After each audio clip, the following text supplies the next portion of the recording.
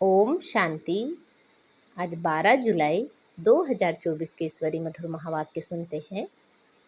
मीठे बच्चे, तुम्हें साहिबजादे सो शहजादे बनना है, इसलिए याद की यात्रा से अपने विकर्मों को भस्म करो। आज की मुरली से प्रश्न है, किस एक विधि से तुम्हारे सब दुख दूर हो जाते हैं? उत्तर है, जब तुम अपनी नज़र बाप की नज़र से मिलाते हो तो नज़र मिलने से तुम्हारे सब दुख दूर हो जाते हैं, क्योंकि अपने को आत्मा समझकर बाप को याद करने से सब पाप कट जाते हैं। यही है तुम्हारी याद की यात्रा। तुम देह के सब धर्म छोड़ बाप को याद करते हो, जिससे आत्मा सतो प्रधान बन जाती है। तुम सुखधाम के मालिक बन जाते हो। ओम शांति। शिव भगवान उवाच, अपने को आत्मा समझकर बैठो। बाप फरमाते हैं, शिव भगवान उवाच माना ही शिव बाबा समझाते हैं।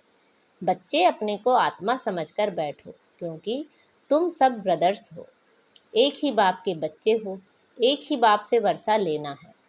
हूबहू जैसे 5000 वर्ष पहले बाप से वर्षा लिया था, आदि सनातन देवी देवताओं की राजधानी में थे। बाप बैठ समझाते हैं, तुम सूर्यवंशी अर्थात विश्व के मालिक कैसे बन सकते हो? मुझ अपने बाप को याद करो। तुम सब आत्माएं भाई भाई हो। उच्च ते उच्च भगवान एक ही है। उस सच्चे साहेब के बच्चे साहेबजादे हैं। यह बाप बैठ समझाते हैं। उनकी श्रीमत पर बुद्धि का योग लगाएंगे तो तुम्हारे पाप सब कट जाएंगे, सब दुख दूर हो जाएंगे। बाप से जब हमारी आंखें मिलती हैं तो सब दुख दूर हो जाते हैं। आंखें मिलाने का भी अर्थ समझाते हैं। अपने को आत्मा समझ बाप को याद करो। यह है याद की यात्रा। इसको योग अग्नि भी कहा जाता है। इस योग अग्नि से तुम्हारे जो जन्म जन्मांतर के पाप हैं वह भस्म हो जाएंगे। यह है ही दुख धाम। सभी नरकवासी हैं। तुमने बहुत पाप किए हैं। इसको कहा जाता है रावण राज्य। सतयुग को कहा जाता है राम राज्य। तुम ऐसे समझा सकते हो, भल कितनी भी बड़ी सभा बैठी हो, भाषण करने में हर्जा थोड़े ही है। तुम तो भगवान उवाच कहते रहते हो। शिव भगवान उवाच, हम सब आत्माएं उनकी संतान हैं, ब्रदर्स हैं। बाकी श्री कृष्ण की कोई संतान थे ऐसे नहीं कहेंगे, ना इतनी रानियां थी। श्री कृष्ण का तो जब स्वयंवर होता है नाम ही बदल जाता है। हाँ, ऐसे कहेंगे लक्ष्मी नारायण के बच्चे थे। राधे कृष्ण ही स्वयंवर के बाद लक्ष्मी नारायण बनते हैं। तब एक बच्चा होता है, फिर उनकी डिनास्टी चलती है। तुम बच्चों को अब मामे कम याद करना है। देह के सब धर्म छोड़ो, बाप को याद करो तो तुम्हारे सब पाप कट जाएंगे। सतो प्रधान बन स्वर्ग में जाएंगे। स्वर्ग में कोई दुख होता नहीं, नरक में अथाह दुख है, सुख का नाम निशान नहीं। ऐसे युक्ति से बतलाना चाहिए। शिव भगवान उवाच, हे बच्चों, इस समय तुम आत्माएं पतित हो, अब पावन कैसे बनो? मुझे बुलाया ही है, हे पतित पावन आओ। पावन होते ही हैं सतयुग में, पतित होते हैं कलयुग में। कलयुग के बाद फिर सतयुग जरूर बनना है। नई दुनिया की स्थापना, पुरानी दुनिया का विनाश होता है। गायन भी है, ब्रह्मा द्वारा स्थापना। हम ब्रह्मा कुमार कुमारियां एडॉप्टेड चिल्ड्रंस हैं। हम हैं ब्राह्मण चोटी, विराट रूप भी है ना। पहले ब्राह्मण जरूर बनना पड़े। ब्रह्मा भी ब्राह्मण है। देवताएं हैं ही सतयुग में। सतयुग में सदा सुख है, दुख का नाम नहीं। कलयुग में अपरंपार दुख है, सब दुखी हैं। ऐसा कोई नहीं जिसको किसी का दुख ना हो। यह है रावण राज्य। यह रावण भारत का नंबर 1 दुश्मन है। हर एक में 5 विकार हैं। सतयुग में कोई विकार नहीं होते। वह है पवित्र गृहस्थ धर्म। अभी तो दुख के पहाड़ गिरे हुए हैं और भी गिरने हैं। यह इतने बॉम्ब्स आदि बनाते रहते हैं, रखने के लिए थोड़े ही हैं। बहुत रिफाइन कर रहे हैं, फिर रिहर्सल होगी, फिर फाइनल होगा। अभी समय बहुत थोड़ा है। ड्रामा तो अपने समय पर पूरा होगा ना। पहले पहले शिव बाबा का ज्ञान होना चाहिए। कुछ भी भाषण आदि शुरू करते हो तो हमेशा पहले पहले कहना है शिवाय नमः। क्योंकि शिव बाबा की जो महिमा है वह और कोई की नहीं हो सकती। शिव जयंती ही हीरे तुल्य है। श्री कृष्ण के चरित्र आदि कुछ है नहीं। सतयुग में तो छोटे बच्चे भी सतो प्रधान ही होते हैं। बच्चों में कोई चंचलता आदि नहीं होती। श्री कृष्ण के लिए दिखाते हैं, मक्खन खाते थे, यह करते थे, यह तो महिमा के बदले और ही ग्लानि करते हैं। कितना खुशी में आकर कहते, ईश्वर सर्वव्यापी है, तेरे में भी है, मेरे में भी है। यह बड़ी भारी ग्लानि है, परंतु तमो प्रधान मनुष्य इन बातों को समझ नहीं सकते। तो पहले पहले बाप का परिचय देना चाहिए। वह निराकार बाप है जिनका नाम ही है कल्याणकारी शिव, सर्व का सद्गति दाता। वह निराकार बाप सुख का सागर, शांति का सागर है। अब इतना दुख क्यों हुआ? क्योंकि रावण राज्य है। रावण है सबका दुश्मन, उसको मारते भी हैं परंतु मरता नहीं। यहाँ कोई एक दुख नहीं है, अपरम अपार दुख है। सतयुग में है अपरंपार सुख। 5000 वर्ष पहले बेहद के बाप के बच्चे बने थे और यह वर्षा बाप से लिया था। शिव बाबा आते हैं जरूर, कुछ तो आकर करते हैं ना, एक्यूरेट करते हैं, तब तो महिमा गाई जाती है। शिवरात्रि भी कहते हैं, फिर है श्री कृष्ण की रात्रि। अब शिवरात्रि और श्री कृष्ण की रात्रि को भी समझना चाहिए। शिव तो आते ही हैं बेहद की रात में। श्री कृष्ण का जन्म अमृत वेले होता है, ना कि रात्रि को। शिव की रात्रि मनाते हैं परंतु उनकी कोई तिथि तारीख नहीं। श्री कृष्ण का जन्म होता है अमृत वेले। अमृत वेला सबसे शुभ मुहूर्त माना जाता है। वो लोग श्री कृष्ण का जन्म 12 बजे मनाते हैं, परंतु वह प्रभात तो हुई नहीं। प्रभात सवेरे 2-3 बजे को कहा जाता है, जबकि सिमरन भी कर सके। ऐसे थोड़े ही 12 बजे विकार से उठकर कोई भगवान का नाम भी लेते होंगे? बिल्कुल नहीं। अमृत वेला 12 बजे को नहीं कहा जाता। उस समय तो मनुष्य पतित गंदे होते हैं, वायुमंडल ही सारा खराब होता है। 2:30 बजे थोड़े ही कोई उठता है। 3-4 बजे का समय अमृत वेला है। उस समय उठकर मनुष्य भक्ति करते हैं। यह टाइम तो मनुष्यों ने बनाए हैं, परंतु वह कोई समय है नहीं। तो तुम श्री कृष्ण की वेला निकाल सकते हो, शिव की वेला कुछ भी नहीं निकाल सकते। यह तो खुद ही आकर समझाते हैं। तो पहले पहले महिमा बतानी है शिव बाबा की। गीत पिछाड़ी में नहीं, पहले बजाना चाहिए। शिव बाबा सबसे मीठा बाबा है, उनसे बेहद का वर्षा मिलता है। आज से 5000 वर्ष पहले यह श्री कृष्ण सतयुग का पहला प्रिंस था। वहाँ अपरम अपार सुख थे। अभी भी स्वर्ग का गायन करते रहते हैं।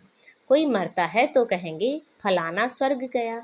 अरे अभी तो नर्क है, स्वर्ग हो तो स्वर्ग में पुनर्जन्म ले सके। समझाना चाहिए, हमारे पास तो इतने वर्षों का अनुभव है, वह सिर्फ 15 मिनट में तो नहीं समझा सकते, इसमें तो टाइम चाहिए। पहले पहले तो 1 सेकंड की बात सुनाते हैं। बेहद का बाप जो दुख हरता सुख करता है, उनका परिचय देते हैं। वह हम सब आत्माओं का बाप है।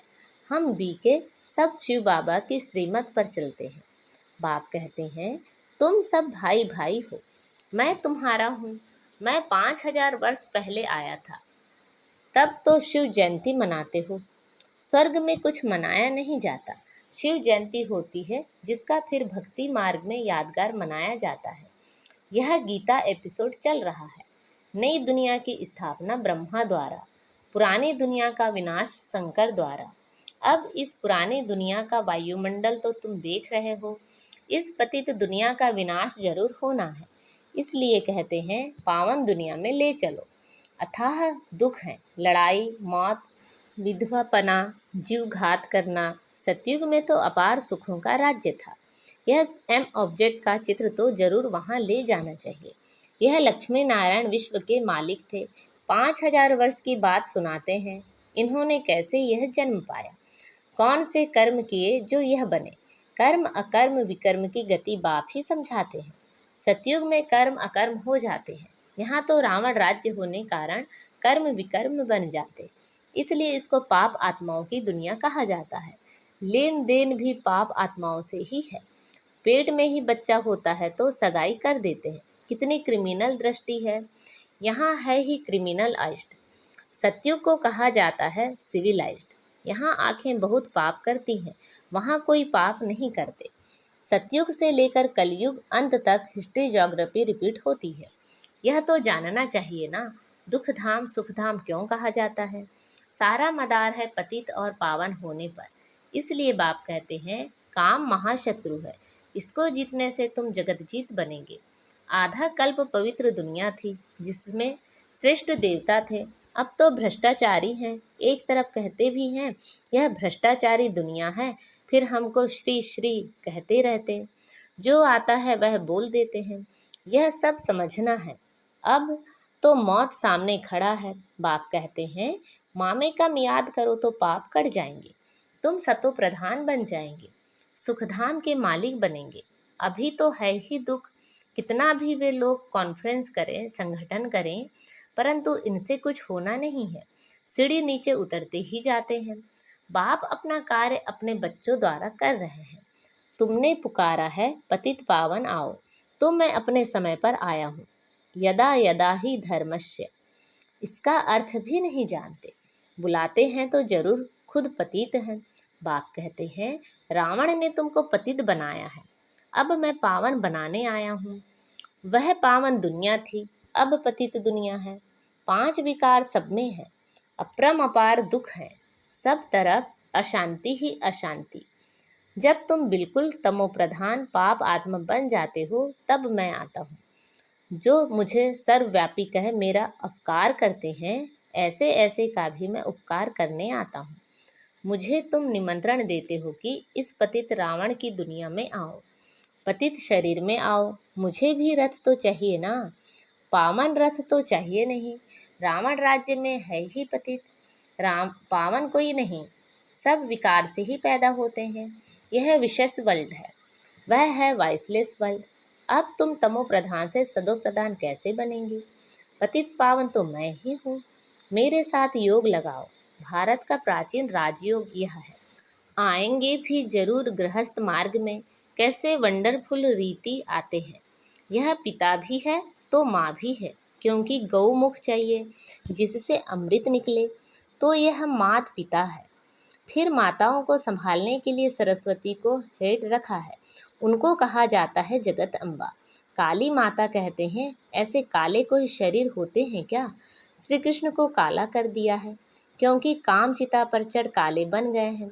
श्री कृष्ण ही सावरा फिर गोरा बनता है। इन सब बातों को समझने के लिए भी टाइम चाहिए।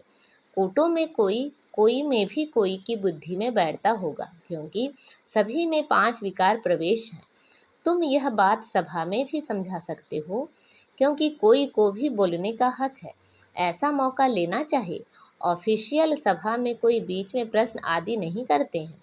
नहीं सुनना है तो शांति में चले जाओ, आवाज़ ना करो, ऐसे ऐसे बैठ समझाओ। अभी तो अपार दुख है, दुख के पहाड़ गिरने हैं। हम बाप को रचना को जानते हैं, तुम तो किसी का भी ऑक्यूपेशन नहीं जानते हो। बाप ने भारत को पैराडाइज कब और कैसे बनाया था, यह तुम नहीं जानते हो। आओ तो समझाएं। 84 जन्म कैसे लेते हैं? 7 दिन का कोर्स लो तो तुमको 21 जन्म के लिए पाप आत्मा से पुण्य आत्मा बना देंगे। अच्छा, मीठे मीठे सिखिलते बच्चों प्रति माता पिता बाप दादा का याद प्यार और गुड मॉर्निंग। रूहानी बाप की रूहानी बच्चों को नमस्ते। हम सब रूहानी बच्चों की रूहानी माता पिता बाप दादा को याद प्यार गुड मॉर्निंग और नमस्ते। आज की मुरली से धारणा के लिए मुख्य सार हैं। कर्म अकर्म विकर्म की गूढ़ गति जो बाप ने समझाई है, वह बुद्धि में रख। पाप आत्माओं से अब लेन देन नहीं करनी है। श्रीमत पर अपना बुद्धियोग एक बाप से लगाना है। सतो प्रधान बनने का पुरुषार्थ करना है। दुख धाम को सुख धाम बनाने के लिए पतित से पावन बनाने का पुरुषार्थ करना है। क्रिमिनल दृष्टि को बदलना है। आज बाबा ने हमें वरदान दिया है, नॉलेजफुल बन, सर्व व्यर्थ के प्रश्नों को यज्ञ में स्वाहा करने वाले निर्विघ्न भव। नॉलेजफुल बन, सर्व व्यर्थ के प्रश्नों को यज्ञ में स्वाहा करने वाले निर्विघ्न भव। जब कोई विघ्न आते हैं तो क्या क्यों के अनेक प्रश्नों में चले जाते हैं। प्रश्नचित्त बनना अर्थात परेशान होना। नॉलेजफुल बन यज्ञ में सर्व व्यर्थ प्रश्नों को स्वाहा कर दो तो आपका भी टाइम बचेगा और दूसरों का भी टाइम बच जाएगा। इससे सहज ही निर्विघ्न बन जाएंगे।